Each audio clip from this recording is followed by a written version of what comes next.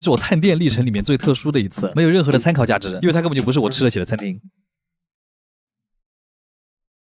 又到了吃台州菜的日子，就是你们都知道新荣记对吧？在国内已经算是最高端的餐厅了吧？但是我今天才知道，它还有一个高端定制版，叫荣府宴啊！你好，荣府宴是在里面对吧？是的，他家在上海的贝轩大公馆，也是贝聿铭先生的祖宅，3层的老府邸，就是你走进它，就会有一种在民国时期去什么贵族家吃饭的感觉。走进包间的那一刻，我就是直接一个呆住。荣叔今天都在，到底什么聚会啊？今天我们还是安静的吃菜吧。开餐前是今天的食材展示环节，印象最深的是这个600克的松茸黄，比手臂还粗。前菜一共有5道，第一个是手工鱼饼，就看上去颜色比较淡，但吃起来鱼肉味特别足，鱼饼的整体非常的厚实，调味不是很明显，但特别鲜。卤水鹅头嗑起来很香，卤味很明显的同时又不会很咸，外面的皮特别有嚼头，有点想成都鸭脑壳，但是感觉做法和味道完全不一样。熏鲳鱼选择了中段的部分，就是最肥美的部分，所以吃起来焦脆爆汁，里面的肉其实也很鲜嫩。生腌虾的摆盘真的巨漂亮，吃起来是比较潮湿生腌的咸辣，不是泰式的那种酸辣。虾肉吃起来也很弹牙。今天的第一个前点是上海青松茸黄鱼蒸饺，这用料可以说拉满了。我早就知道他们家一条黄鱼做菜要上千，这用来包饺子，128一只。我咬下去最大的感觉是它里面的汤汁像海鲜汤一样，再加上上海青清脆的那个味道，就这个饺子吃起来特别的鲜灵。里面包的松茸也不只是调味，它真的很大块，让我想起了鲅鱼水饺。然后这个菜被称为姑娘蟹，它是梭子蟹的蟹肉拆出来之后放到蟹壳里，还点缀了一点鱼子酱，它嚼在嘴里是一种莫名的甘甜味。汤是松茸炖黄鱼狮子头，汤底也充斥着松茸的菌香，但汤底其实用虫草花和火腿片搭配着松茸浸润了的清汤，鱼肉也是保留了一些块状，口感上面会更好，不会过于绵密。然后是主菜，这个海参的品质是真的很好，云南的菌子和沿海的海参就会有一种南北食材碰撞的感觉，酱烧以后更加激发了那个食材的鲜味，还带了一些红烧的甜味。炖煮以后的海参甚至有点像红烧肉，但是它更有弹性和胶质感，这个就是非常纯粹的美食，好吃啊！我觉得酱特别香。这个菜是家烧鲶鱼，鲶鱼的肉质非常的细嫩，它大多出生于东海海域，就刺儿少骨软，它是蒜瓣肉的质地。家烧的做法也会还原食材最本身的味道。新荣记家烧菜，新荣记的家烧菜的汤，我泡饭真的可以吃5碗，汤汁特别粘稠，包裹着米饭，也甚至吃出了烫饭的感觉。接着又是一个季节限定菜，时令的红牙芋，吃起来很绵密，松软细汁。甲鱼炖的来汤底都很粘稠了，而且甲鱼的裙边真的很有厚度，吃起来满满的胶质，就看着这个金汤四溢，你吃起来脑袋里面会放烟花。诶，这什么形容？然后这个是炒的鸡枞菌，它是那种非常特别的菌香，红的还没有闻到过的味道，就吃起来肉感十足。这个牛肉反而显得更加的没那么抢眼。然后我们在吃过了豆芽和豆腐2个菜之后，就迎来了今天的主食鱼翅包饭。米饭颗颗饱满油润，它每一粒饭粒都能吃到蘑菇的鲜味，而且整个饭的调味有种淡淡的感觉，但是你越嚼越会发现那个油香和菌香特别的浓，特别是你吞下去之后，就嘴巴里还回味勾人。新荣记的各种饭真的很厉害，我最后的感觉就是相比于新荣记，荣府宴的食材真的都很极端。哎，算了，我也别乱总结了，我也真的很想知道这一顿饭到底多少钱啊？阿基推荐指数10分，卡威尔。我今天终于知道日本人为什么那么喜欢吃 soba 了。我以前一直不怎么喜欢吃日本的 soba， 直到今天吃到了这一家。这家店在花卷市，离东京有500多公里，人烟特别稀少，基本上没什么人。但唯独这家店的门口，你们看，现在才11点哈，刚开张10分钟就已经停满了车，我们后面还排起了小长队，感觉店里的装修还停留在昭和时代。不过我还挺喜欢这种调调的，菜单都比较简单，就挂在墙上的。但第一次来，其实我们也不知道怎么点，就点了一盒魔力 soba， 还有一碗鸡蛋 soba。然而我发现好像并不是这样点菜的，隔壁桌好像每个人最少都是2盒起，男生的分量好像一般都是4盒。哎，算了，不管了，这种荞麦面都是冷的。最好蘸一下这个秘制酱汁，这样吃起来特别的清爽，想起了日本的流水面。喜欢吃辣的朋友还可以在里面加一点小米辣，这种面特别有韧劲。荞麦汤可以用来暖胃，不过就是一盒面的分量太少了，想吃好还是要多点几盒。阿基推荐指数8分，卡玩意儿。我一个日本朋友告诉我，河豚在日本就是小吃，然后这个所谓的小吃吃了我3万多，所以我就把他拉黑了。但我们今天还是来看一下这个日本的传统的剧毒料理啊，巨贵料理吧。一进门我就觉得自己已经没有办法回头了，这看起来好像不太便宜的样子呀。菜单全是手写的字儿，整个菜单也只看得懂那个价格的数字，甚至没看到一个3位数呢。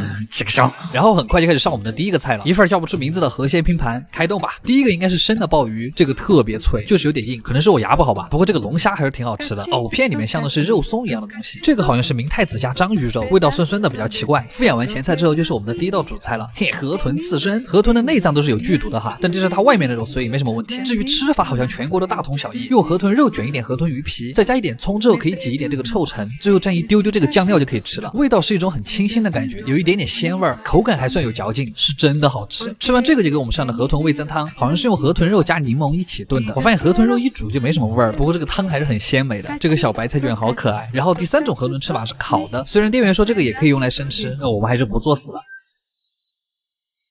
不过河豚肉特别嫩，每面烤5秒就够了，那种河豚独特的鲜味一下就出来了，再挤一点臭橙，又是一个味觉爆炸。吃完这个我以为结束了，没想到还有第4种吃法，就是河豚天妇罗。河豚旁边是青椒和秋葵，这块就是河豚肉最多的地方。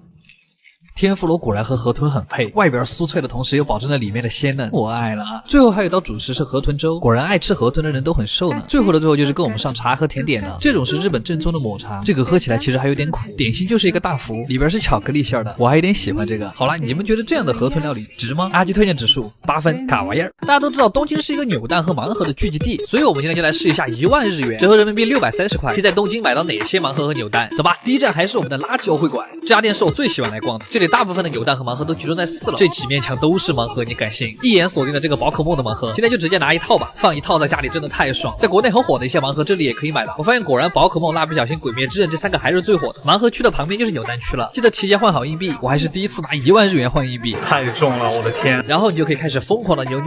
第二个我们要去的地方是秋叶原的扭蛋会馆，这里加起来有不重复的500多台扭蛋机，在这儿你可以扭到吐。刚才说到蜡笔小新，那要不我们今天再去一趟蜡笔小新的家？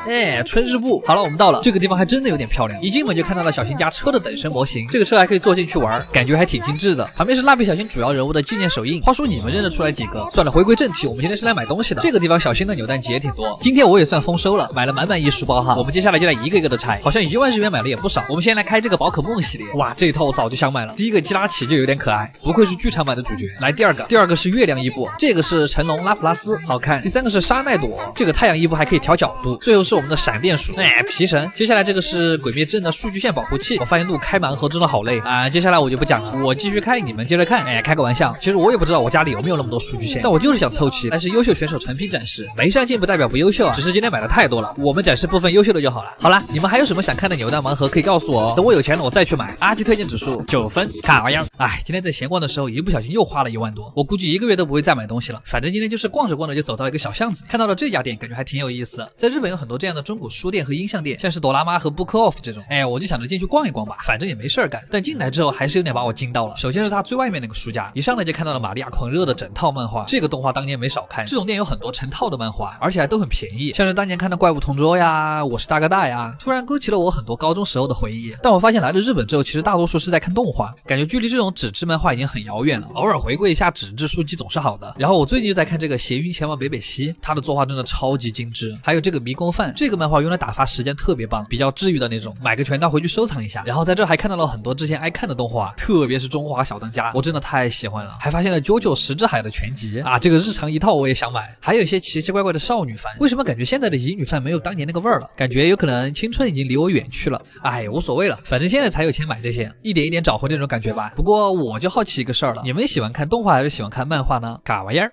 这个酒店真的值200吗？昨天回东京的时候已经晚上12点了，然后想着还没有来住过日本的胶囊酒店，我们今天就来试一下。因为胶囊里面都是没有桌子的，所以大家办公的话一般都在这儿，夜景还是不错的。旁边有这种单独的小隔间，想一个人在这打会儿游戏也是可以的。办理完入住之后要坐男性的专用电梯，旁边是女性的专用电梯，这里也写了每层都是干嘛的。坐电梯来到3楼之后，出来就是一排储物柜，然后里面的洗漱包就可以进胶囊啦。走吧，我们要进去了。进来之后的第一感觉是不是有点像异形里面的孵化舱？地上是自己的胶囊号，我的就是这间了，真的是比想象中的要宽一些，一个人住肯定没问题。只要你不在里面打滚或者练瑜伽的话，就没什么问题。这是刚才洗漱包里面的东西，浴巾、牙刷，还有一套睡衣。至于胶囊里面其实没什么东西，毕竟200一晚也算是日本最便宜的住宿了。然后4楼是洗漱的地方，有点像大学澡堂。不过还好他们家有这种单间，因为我睡觉比较怕吵，所以我还是睡这儿比较好。对了，所以这样200一晚的胶囊旅馆你们能接受吗？卡玩意儿！我来日本之后第一次这么无语，就是在昨天晚上的时候被要求去一个很远的地方出差，然后我也没有多想什么，连路况都没查，我就直接出门了。买好新干线的票之后，我也就像平时一样拍着 vlog 上了车，直到上了车我才发现有点奇怪，现在是下午6点，怎么车里一个人都没有？我还特地跑到旁边的车厢去看了一下，也是一个人都没有啊！这可是新干线，我就突然想起了最近的《鬼灭之刃》剧场版《无限列车篇》，不是我啊！这虽然有点害怕，但我还是刷了下微博，一个形似岩柱的家伙好像正在等新干线啊！